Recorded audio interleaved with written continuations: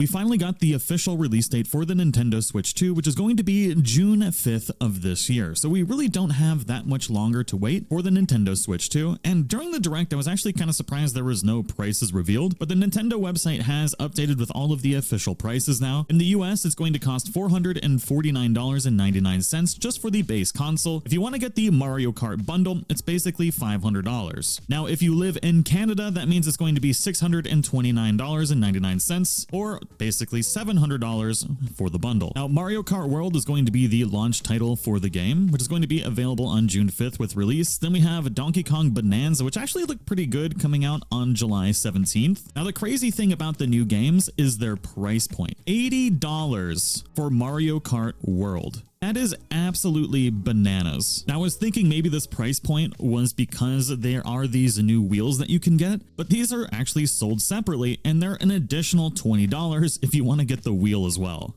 I actually just realized there's no price point for Canada, but I believe that makes the game in Canada over $100 if you're going to be getting it there. Now, the interesting thing about Donkey Kong Bonanza is this one's going to be available on July 17th for $69.99. I don't know why there's different price points for different games. That's kind of setting a precedent that we really haven't seen in video games before, especially with such a drastic increase in the price point. I don't know why Mario Kart is more expensive and Donkey Kong Bonanza is cheaper, but I really hope that the $80 price point doesn't set a precedent for most of the Nintendo Switch games being that expensive as well. Now, we do have a full list of all the accessories that you can buy for the Nintendo Switch 2 and all of their prices. I'm just going to be going over the US prices. You can see all of the Canadian prices if you want. Now, we've got the new Nintendo Switch 2 Pro controller, which is going to MSRP for $80. I believe that's about $10 more than the current controller. It's got HD Rumble 2, motion controls, built-in amiibo functionality, the capture button, the button for game chat, and we also have these new GL and GR buttons that you can map to whatever button you want. And in general, the controller itself does seem to be a bit more high quality than the current Pro controller that we have. Now, this is only going to be able to be used for the Nintendo Switch 2 system, so it won't be able to go back to your other systems. And now we've got the new left and right Joy-Con 2 controllers. $90 for these bad boys. God, do I hope they fixed the Joy-Con drift, because having to buy a $90 controller to replace Joy-Con drift issues is an absolute nightmare. So hopefully we don't have to replace these, or hopefully they don't break as often as the old Switch Joy-Cons. We also have the Joy-Con 2 charging grip, which I think is actually going to be pretty useful. This is going to be $34.99, which allows you to use your Joy-Cons and charge them at the same time, which I think is going to be a nice bonus. I'll probably end up getting this for mine. I'm not 100% sure though. You can buy separate straps if you need to. Those are going to be $12.99. The Joy-Con 2 wheel set of 2 is $20. They look pretty small though.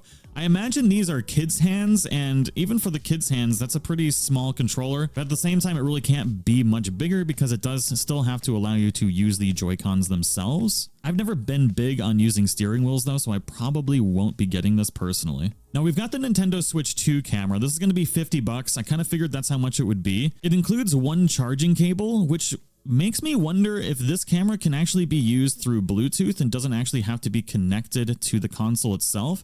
Every image we have so far actually shows it being connected to the console, but it does say charging cable, so I'm assuming we can use it through Bluetooth, because this does say it can be used in handheld mode or tabletop mode. And you can video chat with friends in-game features by plugging this camera into the USB-C port on the top of your system. So maybe it's not just a charging cable. I was kind of hoping it could be used wirelessly, but it doesn't look like it's going to be able to. We've got a Nintendo Switch 2 dock set, which is $109.99. This is going to come with your charging block, the cable, and the dock itself. And then we get the Nintendo Switch 2 carrying case and screen protect. It's nice that it actually comes with a screen protector though, and that's going to be $34.99. Then we have the all-in-one carrying case, which I believe is going to fit your dock as well and all of your accessories. That's going to be $79.99. That's actually pretty expensive. Oh my God. The AC adapter itself is just going to be $29.99. And that is all of the different accessories that we have listed now. But I'm actually most surprised about the drastic increase in the cost of games for this new console. So far, the only games I could actually get prices on is the Donkey Kong Bonanza and the Mario Kart World. I can't see any other prices, but if anybody finds them anywhere, please feel free to leave a comment down below. But let me know in the comments what you think of the Nintendo Switch 2, the current price point, and if you're going to be buying it or not. Right now, aside from the new Mario Kart, I can't really see a personal reason to buy it day one, but I'm curious to know what all of you think.